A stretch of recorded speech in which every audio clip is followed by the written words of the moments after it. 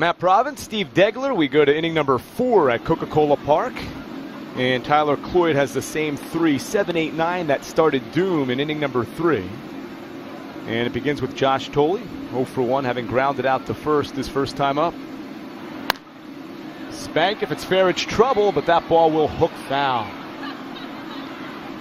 Steve, you got to watch out on those balls today because a lot of those sections down the line are for the school kids, and sometimes they get a little chatty. They might not pay full attention, and those balls will come screaming in down there. That's exactly what IronPigs manager Dave Brundage told us in the 3rd inning, that it's an exciting day for the youngsters, but he worries because they don't always pay attention as to what's going on in the field.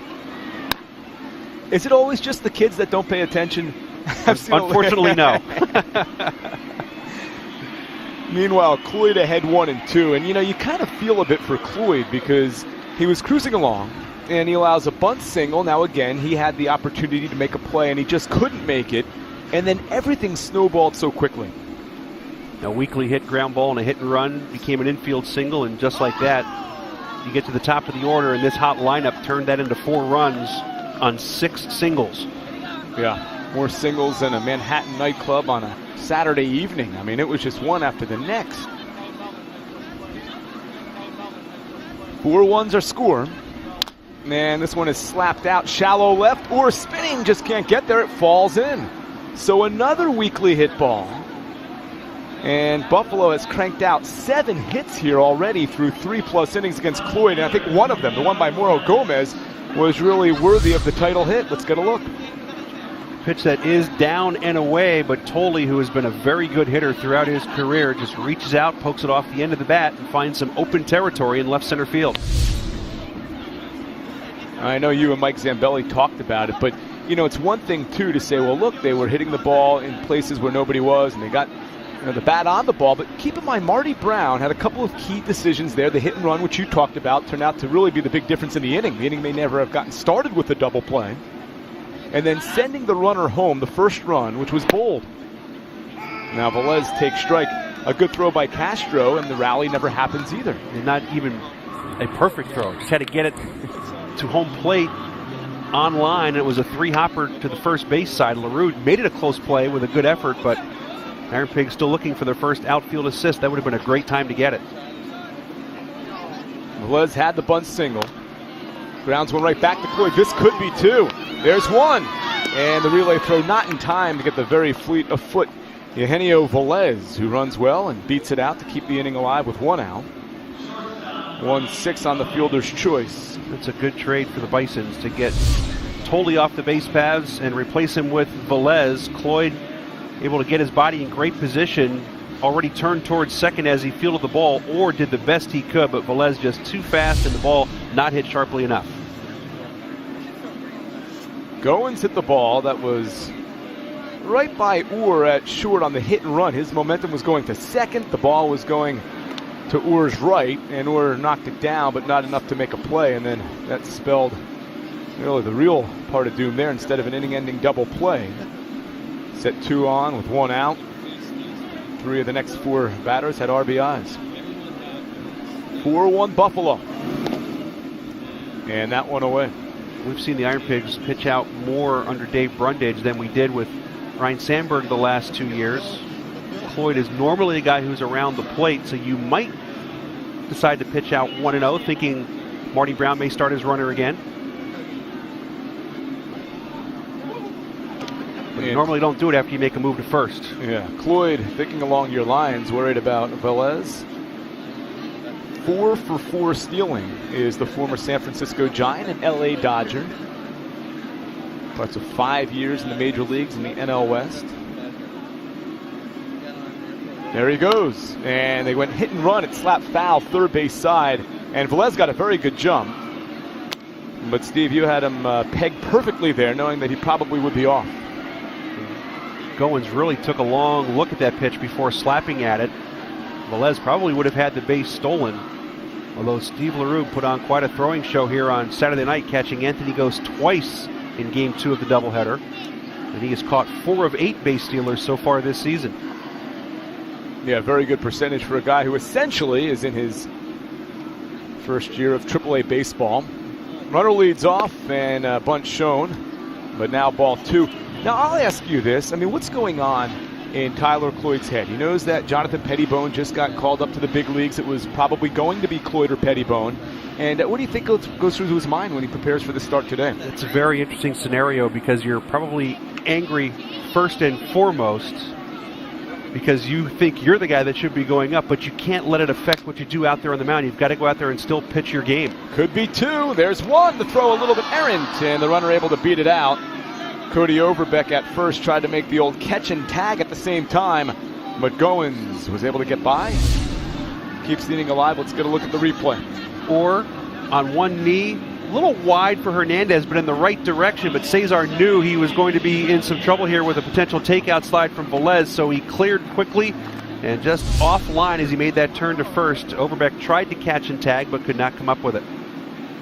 You know what's funny about this team? I mean, they're so well balanced. We have power hitters in this lineup for Buffalo. You look up and down, you see average hitters who crank out hits. You see good speed up and down the lineup. And now you have the league's leading hitter who had an RBI single that got the scoring going back in inning number 3. They're tough outs right now. They work the count. They don't strike out much. They're the only team in the league that has not reached 100 strikeouts. They came in with 82 entering this game today, so they are a very difficult lineup to work through. Yeah, and they're hitting .320 collectively. That is unbelievable. You talk about a team off to a great collective start. And if they say that hitting is contagious, the Buffalo Bisons right now may be the living proof of that formula, that equation. 0-2 count here on Nagrich, 1 for 2 today. His single was chopped through the right side, perfectly positioned between Overbeck and Hernandez. He's hitting .472 and doesn't play every day because of the talent they have on this roster. Slapped out to left, ranging over is Ruff, going back, reaches up, makes the grab, and the converted first baseman has done an excellent job this season playing left field every day for Lehigh Valley, or nearly every day, and that'll end the inning. So Cloyd gets out, and through 3.5, it is still 4-1 Buffalo.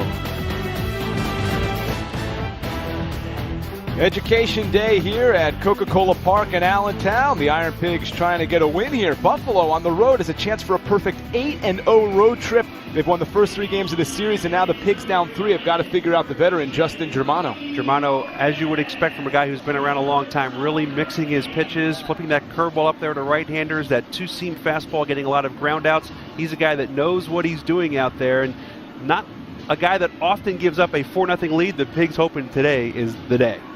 Josh Fields, knowing with that cold wind blowing into the dugout that sometimes the knit cap is the way to go when you're the designated hitter. He watches the first baseman Overbeck. And the first pitch low.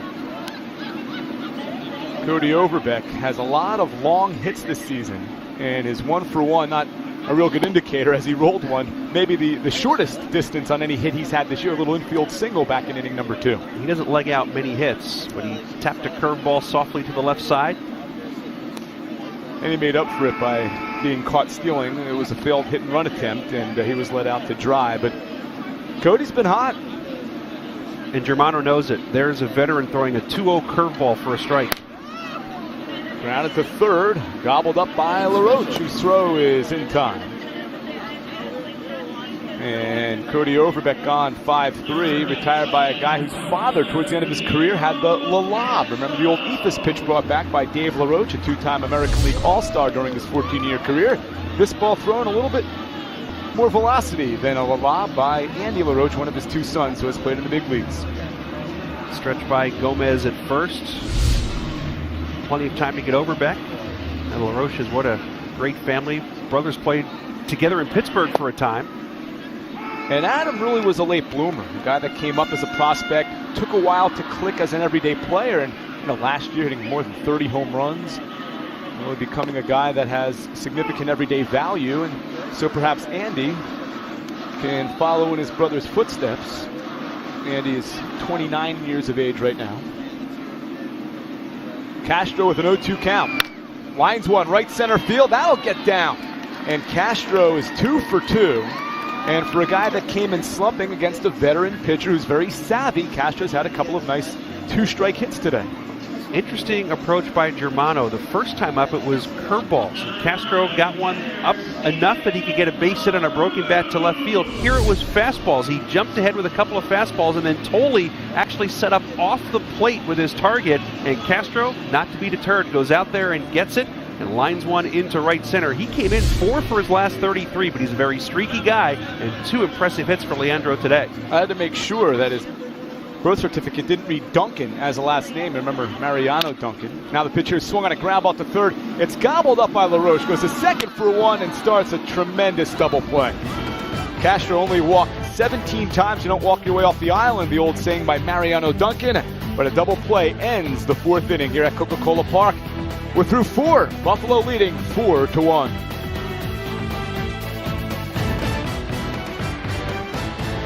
Fifth inning on a sunny but chilly day, and a guy who's got that jacket on and he's bracing the wind is our man with the report. Let's go down to the field to Doug Heater. All right, thanks a lot, Matt. We're here with today's sponsor, by the way. It's Lehigh Valley Health Network, sponsoring today's Education Day #1. We're here with Dr. Angelo Bacalla from the Lehigh Valley Health Network. He's the chief of urology there. And Angelo, first of all, welcome to Coca-Cola Park. And what's the main message you'd like to get out to our viewers here today? The main message really is about prostate health in general.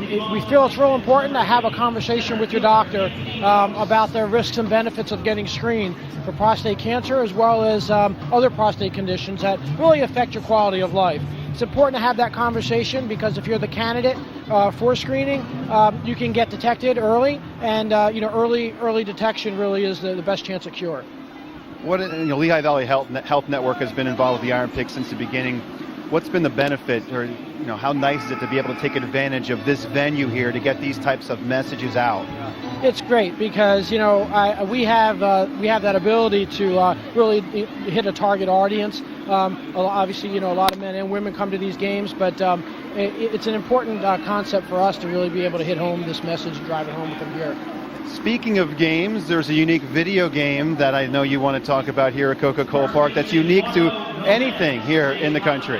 Yeah, when the P games, as they were, came available, we thought this was a great opportunity for the urology department to really jump on. The interesting thing about it is it kind of it allows men to kind of take something that's a really serious topic and make a little fun, have a little fun with it. We hope that the point of it really is to help them open up about the topic and maybe start to realize that it's not an unusual thing. A lot of men have issues with urination in general, or they're concerned about screening for prostate cancer, and this may get them talking and make them realize that it's something that a lot of men are going through, and it gives them an opportunity to maybe then take it to their doctor and have that conversation with them. All right, Dr. Bacalla, I won't ask if you scored a high score yet this season. Thanks for joining us. Let's get back to watching baseball. Thank you once again. Thank you. Thank you. Dr. Bacalla once again from Lehigh Valley Health Network. Guys, back to baseball. Mauro Gomez, who is the reigning International League MVP, facing the reigning International League Pitcher of the Year, Tyler Cloyd. So a good battle here. Gomez 1 for 2 with a single. And now ahead 3-1. Matt Provence, Steve Degler with you here. Welcome everybody nationwide watching the IronPigs try to win a game at home before heading out west. We'll have 4 games in Indianapolis starting tomorrow, then 4 in Louisville. And now 3-2. Took something off there, 78 miles an hour, and fooled Gomez. Tough to do. This guy has had a couple of great seasons. One with Dave Brundage in Gwinnett a couple of years ago. And he draws the 1-out walk. And Matt, that's really been the difference for me with Cloyd this year. That pitch last year was either called a strike or he put it right on the corner where a hitter could do nothing with it. He's just a little bit off so far with his location and command this year through his first 4 starts. Well, it's a fair point. That is walk number 9 right now for Cloyd, who's walked 9 in 18 innings. So obviously 4.5 per 9, or 1 every 2 innings. And a year ago, that number was well below 3. Here's Jimenez.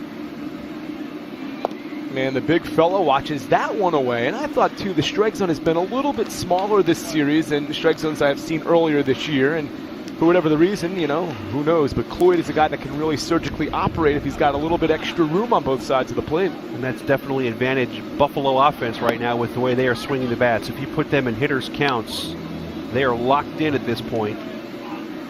This guy has had a heck of a series, and I look at Luis Jimenez and with respect call him the Kung Fu Bison. I mean, this guy has done it all. He's second in the league right now in RBIs. He's had a couple of big hits in the series, including a game winner. Really made the play of the game on the bases in game 2 of the doubleheader on Saturday when he went from first to third on a sacrifice bunt. The throw to third got away. He scored from first, and that tied the game at 1. Buffalo eventually winning it 2-1. Yeah, and he doesn't score if he doesn't realize nobody's covering third base as he gets to second. I mean, a headsy play. Guy that's known more for his bat and his power. Last year participated in the home run derby at the AAA All-Star game in Buffalo. This one might be 2. Hernandez to Orr. There it is, the double play, and Cloyd just like that against the Kung Fu Bison gets out of the inning. 4-6-3, and Cloyd will go to the dugout halfway home. We'll go to the bottom of the 5th at Coca-Cola Park. Pigs trying to stave off a home sweep. They trail Buffalo 4-1.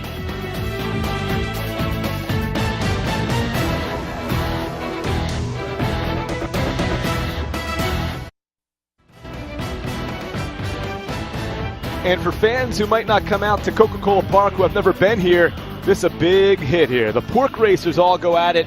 All the pork products you can drum up there. Hambone, who never seems to win. Diggity pushes him out of the way. Barbecue able to get the victory. And Crispy Bacon, well, he's just having a good time like everybody else out here on a Monday morning / early afternoon at Coca-Cola Park. For our viewers on MLB Network, Hambone equals Teddy Roosevelt in Washington. He's got a couple of victories over his seasons, but not many. Orr tries a bunt. We're back here, bottom of the 5th inning. Provence and Steve Degler. Pigs down 4-1, have 9-1-2. Orr, Mitchell, and Hernandez.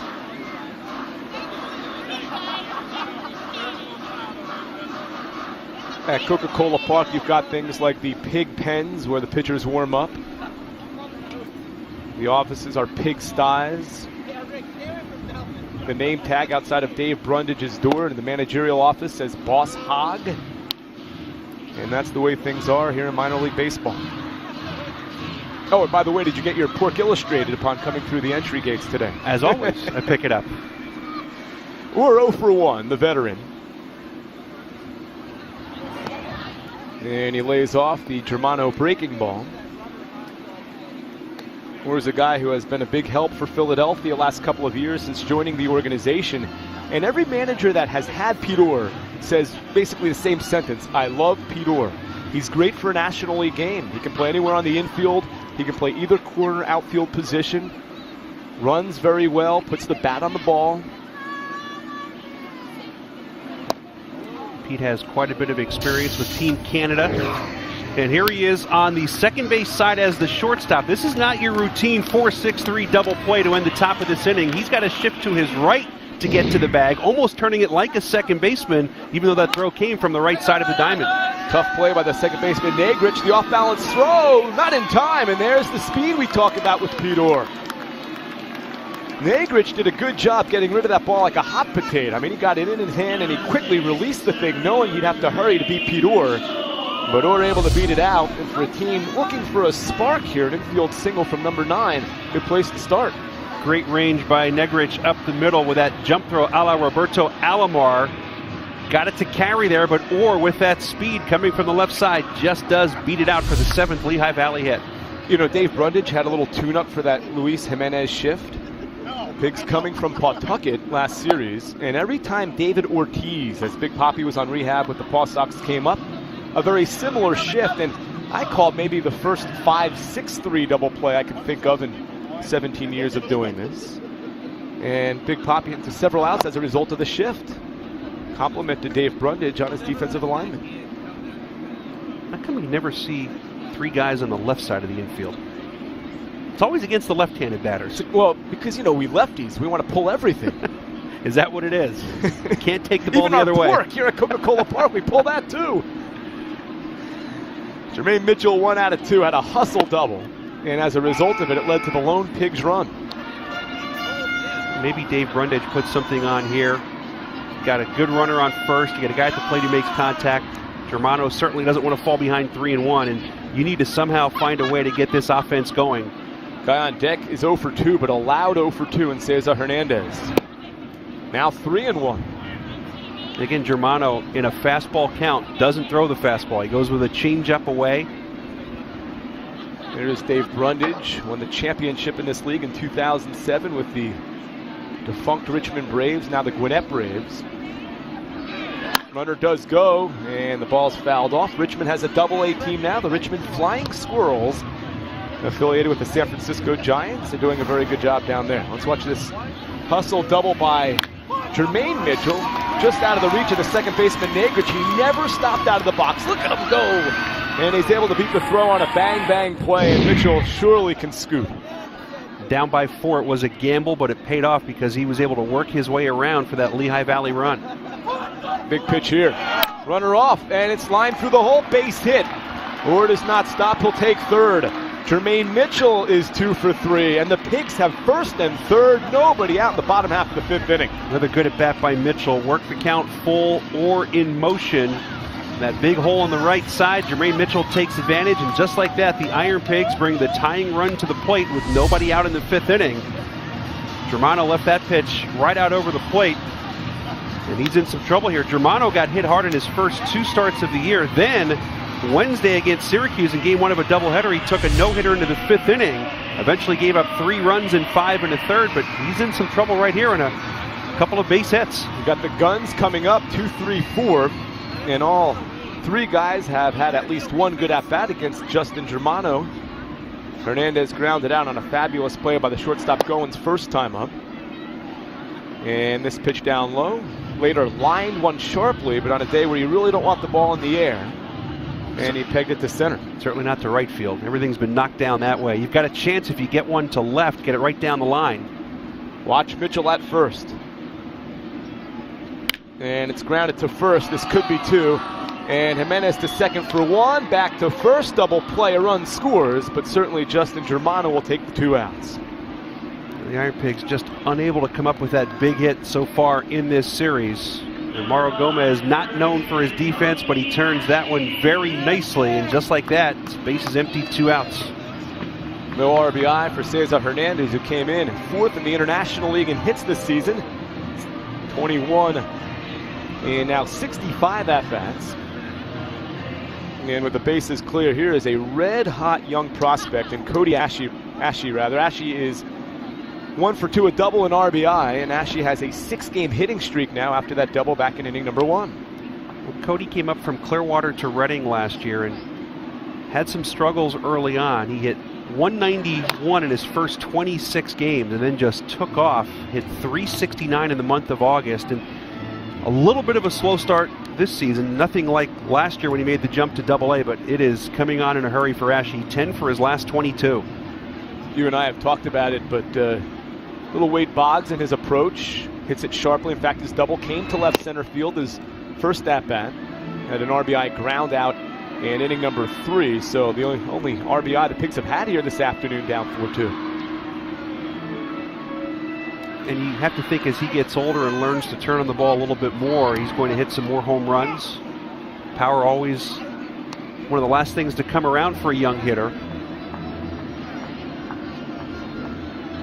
And we rave about his ability at the plate, but right now, probably a major league ready third baseman defensively. They were raving about him in spring training down in Clearwater. 3-2. And a lot of talk in the offseason, mostly by fans, which is what you do during the Hot Stove League, about Cody Ashe being the next third baseman in Philadelphia. They're eager. They've had 30 guys or something to that effect since Michael Jack Schmidt retired. There you see the hitting. He's 2 for 3. Takes a big turn, but puts on the brakes as Langerhans was quickly up with the baseball, and Ashe's got a pair of hits. And the Pigs will have a runner aboard. And here is Ruff, and Ruff just missed a home run back in the 3rd inning. I mean, hit one right off that left center field wall, the deepest part of the ballpark.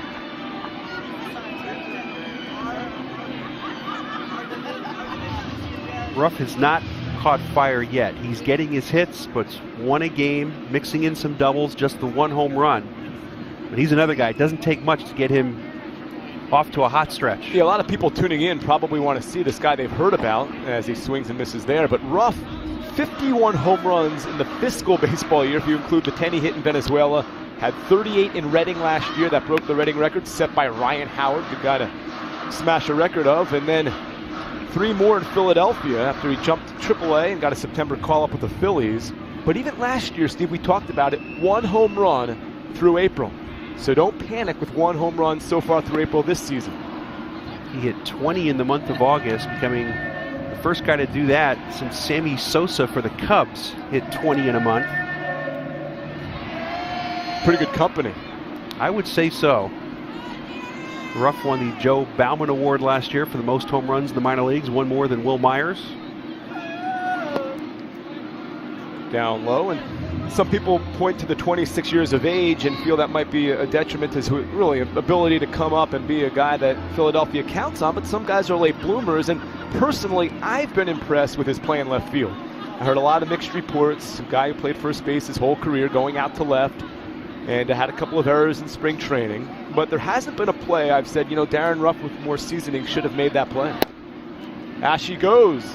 No throw, and now the Pigs have a runner in scoring position here to make it a 1-run game. A lot of curveballs, and Germano tried to sneak a fastball by Ruff, just missed a little bit low. Ashe running, Tolley could not make a throw, and the IronPigs with a base hit can pull within 1. The thing about Ruff is he was a great first baseman at Creighton. He won a college gold glove playing at the Division I level. He was a senior draft pick. He moved 1 year at a time. And as you said, maybe just a late bloomer, and what a magical year he had in 2012. And he's a really good hitter who's faced some veteran pitching in this series, which will only help him down the line. And they're not giving up on first base. They're going to play him at first base a couple of times a week. Because remember, Ryan Howard at 33 has been a bit injury prone, and a guy that obviously is getting up there in years. So Darren Ruff can be versatile and be a left fielder, but can still play that first base. Theory to back up Ryan Howard should he make it back up to Philadelphia. Our AccuWeather forecast from Channel 69 and WFMZ.com. 53 degrees, breezy and cool today on Education Day at Coca-Cola Park. Now Ruff goes down here. Germano freezes him with a runner in scoring position, but the Pigs tack on a run. We're through 5. They're 1 run closer. 4-2 Buffalo.